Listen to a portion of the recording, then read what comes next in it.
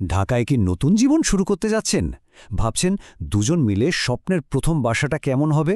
জানি, এই জার্নিটা যতটা উত্তেজনার ঠিক ততটাই কিন্তু কঠিনও হতে পারে। কোথায় খুঁজবেন, ভাড়া কেমন পড়বে, আর ছোট্ট একটা জায়গাকে কিভাবে সুন্দর করে সাজাবেন? কোনো চিন্তা নেই। আজকের এই আলোচনাতে আমরা ঢাকার সেরা স্টুডিও অ্যাপার্টমেন্টের সব খুঁটিনাটি জেনে নেব। চলুন শুরু করা যাক। ঢাকার মতো একটা ব্যস্ত শহরে নিজেদের একটা ছোট্ট ঠিকানা খুঁজে বের করা, সে তো প্রায় একটা যুদ্ধ জয়ের মতো ব্যাপার। একদিকে আকাশছোঁয়া ভাড়া, আর একদিকে অফিসের দূরত্ব, তার উপর আবার ট্রাফিকের টেনশন।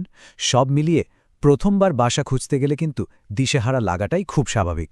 আর আপনারা যখন দুজন মিলে নতুন একটা শুরু করতে চলেছেন, তখন এই চাপটা যেন আরও বেশি মনে হয়, তাই না? তো এই পুরো বিষয়টাকে সহজ করার জন্য আমাদের আজকের রোডম্যাপটা একবার দেখে নিই। প্রথমে আমরা কথা বলবো ঢাকার বাসা খোঁজার চ্যালেঞ্জগুলো নিয়ে। এরপর দেখব এর একটা স্মার্ট সমাধান হিসেবে স্টুডিও অ্যাপার্টমেন্ট আসলে কতটা কাজের। তারপরেই আমরা চলে যাব ঢাকার কোন কোন এলাকায় ভাড়া কেমন সেই জরুরি আলোচনায়। সাথে তো থাকছেই ছোট্ট ফ্ল্যাট সাজানোর কিছু দারুণ টিপস। আর সবশেষে আমরা একসাথে বোঝার চেষ্টা করব এই অপশনটা আপনাদের জন্য সেরা সিদ্ধান্ত কিনা। চলুন তাহলে একদম প্রথম ধাপে যাওয়া যাক। ঢাকায় বাসা খুঁজতে গেলে ঠিক কি চ্যালেঞ্জের মুখে পড়তে হয়? সত্যি কথা বলতে কি, বাসা খোঁজার এই পুরো প্রক্রিয়াটা কিন্তু ভীষণ স্ট্রেসফুল একটা কাজ।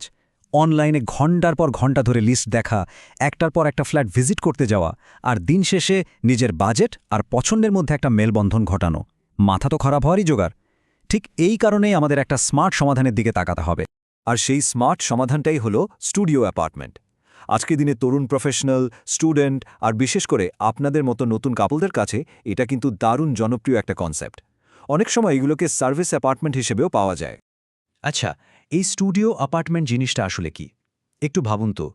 একটাই বড় খোলামেলা একটা ঘর, যেখানে আপনার শোবার জায়গা, বসার জায়গা আর রান্নার কর্নার সবকিছুই একটা ওপেন স্পেসে।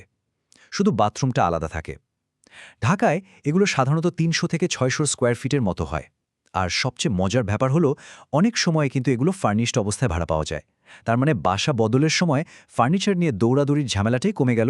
কিন্তু কাপলদের জন্য স্টুডিও অ্যাপার্টমেন্ট কেন এতটা ভালো একটা অপশন? দেখুন, প্রথম কারণটা অবশ্যই বাজেট। একটা বড় ফ্ল্যাটের চেয়ে এর ভাড়া আর কারেন্ট, গ্যাস, পানির বিল সবই অনেক কম আসে। দ্বিতীয়ত, জায়গা কম মানে ঘর পরিষ্কার রাখার ঝামেলাও কম। এতে দুজনই কিন্তু বেশ স্ট্রেস ফ্রি থাকতে পারবেন। আর এগুলো যেহেতু শহরের প্রাইম লোকেশনে হয়, তাই অফিস বা ইউনিভার্সিটিতে যাতায়াতের সময়টাও বাঁচে। সেই সময়টা বরং আপনারা একসাথেই কাটাতে পারলেন। সব মিলিয়ে এটা একটা মিনিমালিস্ট কিন্তু স্মার্ট লাইফস্টাইলের দারুণ শুরু হতে পারে। চলুন এবার তাহলে সেই প্রশ্নে আসা যাক, যেটা সবার মনেই ঘুরছে। ঢাকার কোন এলাকাগুলোতে ভালো স্টুডিও অ্যাপার্টমেন্ট পাওয়া যায়, আর এর জন্য পকেটে ঠিক কেমন চাপ পড়বে? চলুন জেনে নেওয়া যাক। আপনারা যদি বাংলামার.com বা hotels.com বিডির মতো অনলাইন প্ল্যাটফর্মগুলো একটু দেখেন, তাহলে দেখবেন যে স্টুডিও অ্যাপার্টমেন্টের জন্য ঢাকার সবচেয়ে জনপ্রিয় এলাকাগুলোর মধ্যে আছে বসুন্ধরা, গুলশান, উত্তরা, বনানী এবং ধানমন্ডি। যেমন ধরুন, ইউনিভার্সিটির কাছে হওয়ার কারণে স্টুডেন্টদের জন্য বসুন্ধরা একটা দারুণ জায়গা। আবার যারা কর্পোরেট চাকরি করেন, সেই সব কাপলদের জন্য গুলশান বা বনানীর মতো এলাকাগুলো একেবারে আদর্শ, যেখানে অনেক ফার্নিশড বা সার্ভিসড অ্যাপার্টমেন্টও পেয়ে যাবেন। এই চার্টটা একটু খেয়াল করলেই আপনারা ভাড়ার একটা পরিষ্কার ধারণা পেয়ে যাবেন।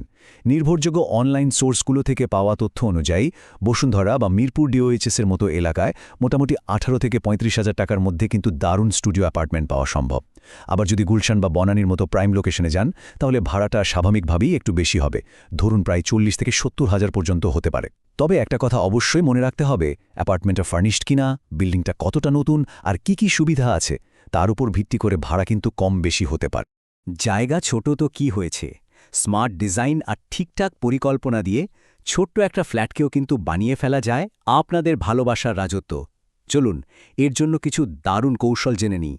আমাদের মূল লক্ষ্য কিন্তু একটাই, এই ছোট্ট জায়গাকে কিভাবে আরও বড়, আরও খোলামেলা আর আরও স্টাইলিশ করে তোলা যায়। বিশ্বাস করুন, কয়েকটা স্মার্ট আইডিয়া কাজে লাগালেই আপনাদের স্টুডিও অ্যাপার্টমেন্টটা হয়ে উঠবে আপনাদের জন্য পারফেক্ট একটা ছোট্ট নীড়। এর মূল মন্ত্রটা হলো মাল্টিপারপাস ফার্নিচার, মানে এমন আসবাব যা একাধিক কাজ করে। যেমন ধরুন, একটা মার্ফি বেডের কথা, যেটা দিনের বেলায় ভাঁজ করে দেয়ালের সাথে তুলে রাখলেন, আর পুরো ঘরটা হয়ে গেল লিভিং রুম। আবার সোফা কাম বেড তো নতুন কাপলদের জন্য এক কথায় অসাধারণ একটা জিনিস। আর ওয়াল মাউন্টেড ডেস্ক বা একদম মেঝে থেকে ছাদ পর্যন্ত লম্বা শেলফ যদি ব্যবহার করেন, তাহলে কিন্তু ঘরের ১ ইঞ্চি জায়গাও নষ্ট হবে না। একটা ওপেন স্পেসে প্রাইভেসি কিভাবে ম্যানেজ করবেন ভাবছেন তো? এরও কিন্তু দারুণ সব শৈল্পিক সমাধান আছে। যেমন শোবার জায়গাটাকে আলাদা করার জন্য একটা সুন্দর পর্দা বা একটা ফোল্ডিং স্ক্রিন ব্যবহার করতে পারেন, কিংবা একটা বুকশেলফ রাখতে পারেন যেটা একই সাথে স্টোরেজের কাজও করবে আবার রুম ডিভাইডারের কাজও করবে। এমনকি বসার আর শোবার জায়গায় দুটো ভিন্ন ডিজাইনের কার্পেট ব্যবহার করেও কিন্তু খুব চমৎকারভাবে কঙ্গানটাকে ভাগ করে নেওয়া যায়। তো এত কিছু জানার পর এবার তাহলে মূল প্রশ্নে ফেরা যাক। এই স্টুডিও অ্যাপার্টমেন্ট কি সত্যি আপনাদের দুজনের জন্য সঠিক সিদ্ধান্ত? একটা কথা মনে রাখা খুব দরকার, starting small doesn't mean compromising, it means living smart. এর মানে হল ছোট থেকে শুরু করা মানে কোনো কিছুতে আপোষ করা নয়, বরং বুদ্ধিমত্তার সাথে জীবনটাকে গুছিয়ে নেওয়া। একটা স্টুডিও অ্যাপার্টমেন্ট কিন্তু আপনাদেরকে ঠিক এই সুযোগটাই করে দেয়, কম খরচে, কম ঝামেলার মধ্যে শহরের একটা ভালো জায়গায় নিজেদের মতো করে একটা স্মার্ট জীবন শুরু করার। তাহলে এবার আপনারাই ভেবে দেখুন, জীবনের এই নতুন অধ্যায়টা শুরু করার জন্য দুজন মিলে একটা ছোট কিন্তু ছিমছাম গোছানো বাসা থেকে নিজেদের যাত্রাটা শুরু করা, এর চেয়ে স্মার্ট আর সুন্দর শুরু আর কী বা হতে পারে বলুন?